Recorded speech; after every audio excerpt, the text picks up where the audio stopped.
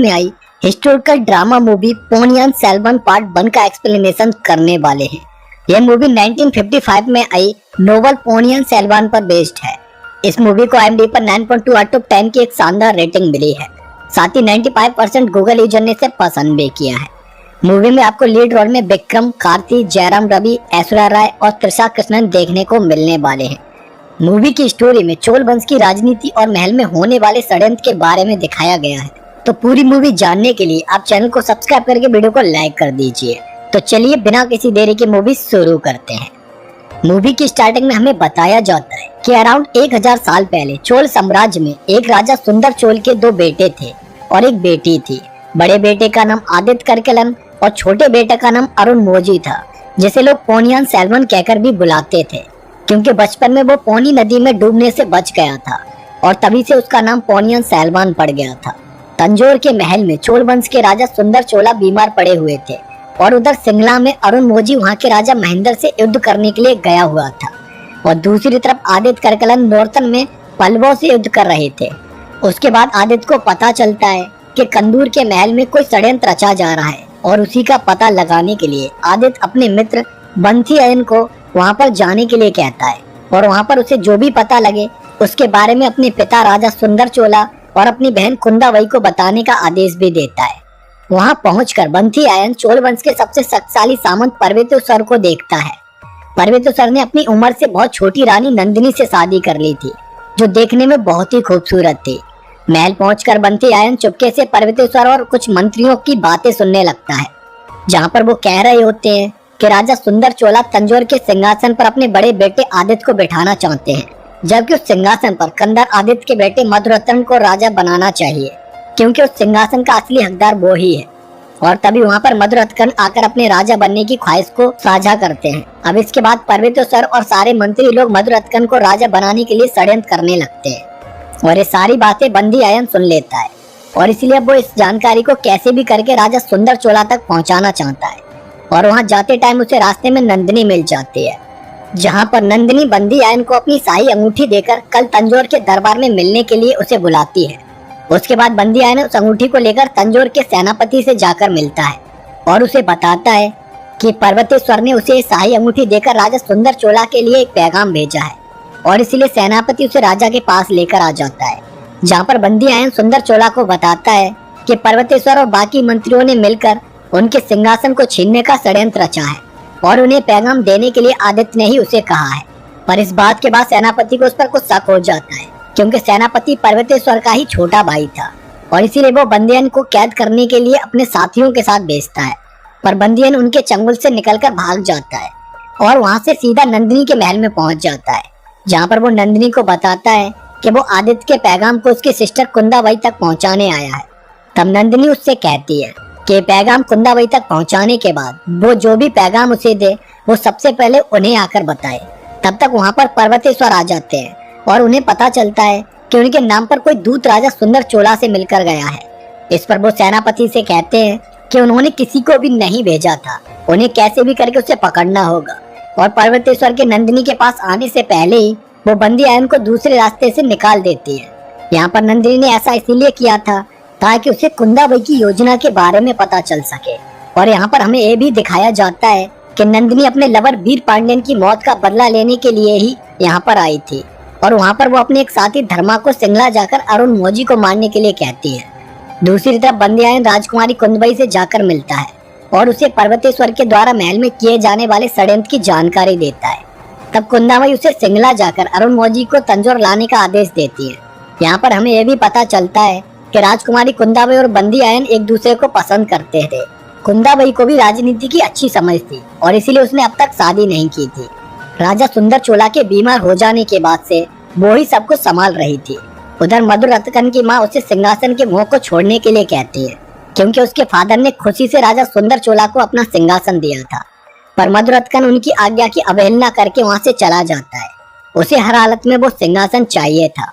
दूसरी तरफ नॉर्थन में काफी युद्ध लड़ने के बाद आदित्य के दादा साहब उसे तंजौर वापस चलने के लिए कहते हैं, मगर आदित्य गुस्से में उनसे बोल देता है कि वो तंजौर में कभी भी कदम नहीं रखेगा, क्योंकि वहाँ पर नंदिनी रहती है। और यहाँ पर हमें पता चलता है कि बचपन में आदित्य नंदिनी से प्रेम करता था, और वो भी उसे पसंद करती थी। पर नंदिनी एक अनाथ थी और उसके राजवंश के बारे में कुछ भी पता नहीं था। इसलिए राजा सुंदर चोला ने उन दोनों की शादी कराने से मना कर दिया था। और उसके बाद नंदिनी अचानक से कहीं पर गायब हो गई थी। नंदिनी के जाने के दुख में आदित्य युद्ध में बिजी हो गया और फिर एक दिन नंदिनी उसके सामने कई सालों बाद आई। दरअसल नंदिनी उस टाइम पर पांड्या राजा वीर पांड्यन के साथ लव अफेयर में थी और जब आदित्य का पांड्यन के साथ युद्ध हुआ था तो वीर पांड्यन एक जंगल में अपने कैंप में जाकर छुप गया था। और जब इस बारे में आदित्य को पता चला था तो वो उसे मारने के लिए वहां पहुंच गया था, जहां पर उसे नंदिनी वीर पांड्यन के साथ दिखाई दी थी। नंदिनी ने वहां पर आदित्य के सामने वीर पांड्यन को छोड़ने के लिए हाथ भी जोड़े थे, मगर आदित्य ने गुस्से में उसके सामने ही वीर पांड्यन के सर को धड़ से अलग कर दिया था। और तब से ही नंदिनी ने चोल वंश और आदित्य को खत्म करने की कसम खा ली थी। और आदित्य के अंदर का प्यार भी अब नफरत में बदल चुका था, क्योंकि नंदिनी ने पर्वतेश्वर से शादी कर ली थी। तो आदित्य अब उसके महल में कदम भी नहीं रखना चाहता था, वो उसे बुला ही नहीं पा रहा था। उधर सिंगला में अरुण मौजी यानी पोनियान सैलमन राजा महेंद्र को हराकर बौद्ध संघ में अपने गुरुजी से मिलने आता है, जहाँ पर गुरुजी अरुण की उदारता और बहादुरी को देखकर सिंगला का सिंहासन पर उसे बैठने के लिए कहते हैं। मगर अरुण उनके इस प्रस्ताव से मना कर देता है, क्योंकि उसने अपने जीवन को सिर्फ तंजौर और चोल वंश के लिए समर्पित कर दिया था। नेक्स्ट सीन में राजकुमारी कुंदाबाई तंजौर महल आ जाते हैं और महल में चल रहे षड्यंत्र के बारे में अपने पिताजी राजा सुंदर चोला को बताती हैं। वहीं पर हम पर्वतेश्वर और उनके मंत्रियों को अपनी योजना के बारे में बात करते हुए देखते हैं, जहां पर वो लोग आदित्य और अरुण के आने से पहले सुंदर चोला को अपनी बातों में लेकर मधुर रतन को राज अभिषेक कराने की योजना बना रहे थे।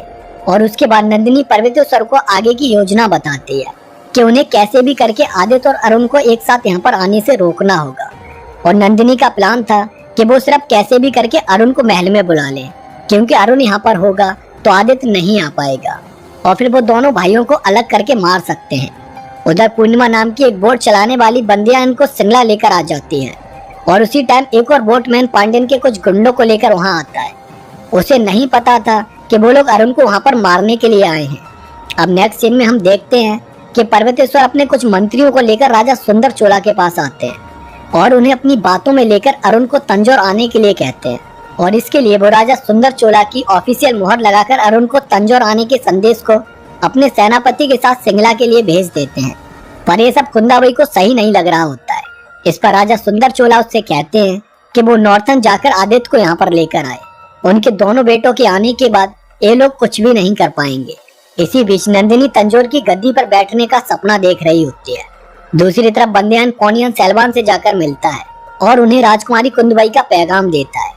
साथ ही राजकुमारी बनती का भी पत्र वो देता है। बनती से अरुण की शादी होने वाली थी और वो एक दूसरे से प्रेम भी करते थे। उसके बाद वहाँ से महल की तरफ जाते टाइम पांड्यन के गुंडे उन पर अटैक कर देते हैं और वहाँ पर उन्हें मोहनी माँ आकर बचा लेती है। ये वो ही मोहनी माँ थी जिन्होंने बचपन में भी अरुण को पौनी नदी में डूबने से बचाया था। उधर राजकुमारी कुंदाबाई आदित्य को तंजौर लाने के लिए नॉर्थन पहुंच जाती हैं। वहाँ पर कुंदाबाई आदित्य को तंजौर चलने के लिए कहती हैं, मगर आदित्य तंजौर जाने के लिए साफ मना कर देता है, क्योंकि वहाँ पर उसे नंदिनी देखने को मिलने वाली थी। वहाँ पर वो कुंदबाई से शिकायत भी करता है कि उसने भी उस टाइम पर नंदिनी से उसको दूर करने के लिए राजा सुंदर चोला का साथ दिया था और उसी वजह से वो इतना खतरनाक बन गया। तब कुंदाबाई उसे समझाती है कि उस टाइम पर यही करना सही था, क्योंकि उसने राज्य के बारे में सोचा था। राज्य के लोग कभी भी नंदिनी को स्वीकार नहीं करते। साथ ही कुंदाबाई आदित्य को बताती है कि पर्वतेश्वर ने अरुण को तंजौर बुलाने के लिए एक सेना भेज दी है, इसलिए उसे भी तंजौर पहुंचकर अपने पिता और भाई का साथ देना चाहिए। पर आदित्य बहुत जिद्दी था और वो तंजौर जाने के लिए फिर भी मना ही कर देता है। उधर सिंगला में पूर्णिमा को पता चलता है कि पर्वतेश्वर की सेना अरुण को ले जाने के लिए आई है और उसी बीच पांड्यन के गुंडे वहाँ के राजा महेंद्र से मिलने के लिए कई सारे लोगों को मार रहे होते हैं। तब एक बोटमैन उस पांड्यन के गुंडे धर्मा को महेंद्रन के पास लेकर आता है और वहाँ पर धर्मा महेंद्रन को बताता है कि पर्वतेश्वर की सेना अरुण को ले जाने के लिए यहाँ पर आई है। अगर वो साथ दे तो रास्ते में वो लोग अरुण को खत्म कर सकते हैं, फिर उन्हें भी सिंगला में किसी से खतरा नहीं रहेगा और इसके लिए महेंद्रन मान जाते हैं। उधर पूर्णिमा अरुण के पास आकर उन्हें बता देती है कि पर्वतेश्वर की सेना उन्हें तंजौर ले जाने के लिए शाही पैगाम के साथ यहाँ पर आ चुकी है।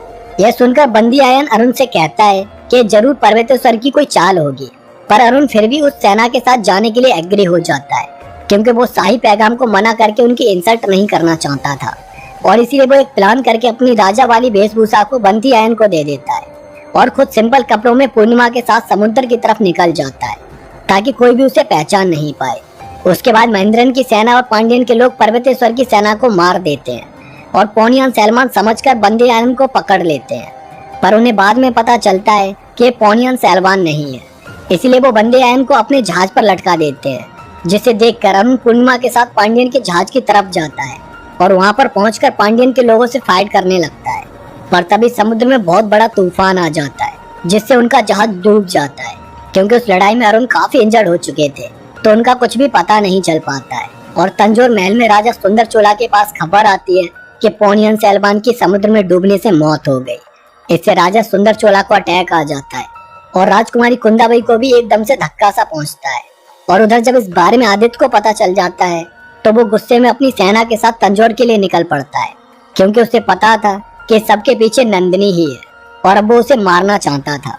और इसी के साथ इस मूवी पोनियन सैलमान का पार्ट 1 खत्म हो जाता है। मूवी की एंडिंग में हमें पार्ट 2 की एक झलक दिखाई जाती है, जिसमें नंदिनी उसी समुद्र में जाती है जहां पर पोनियन सैलमान का जहाज डूबा था। तो इसी के साथ इस मूवी की भी अब एंडिंग हो जाती है। तो दोस्तों, आपको ये मूवी कैसी लगी कमेंट करके जरूर बताना। मैं अपनी पर्सनल राय दूं तो मुझे कोई ज्यादा खास नहीं लगी। इतनी इससे उम्मीदें थी और जितने हाइप बेल्ट पर ये मूवी बनाई गई थी उतना कुछ कमाल नहीं दिखा पाई। वो ही टिपिकल हिस्टोरिकल पॉलिटिकल स्टोरी देखने को मिली और एग्जीक्यूशन भी बड़ी मूवी जैसा नहीं लगा।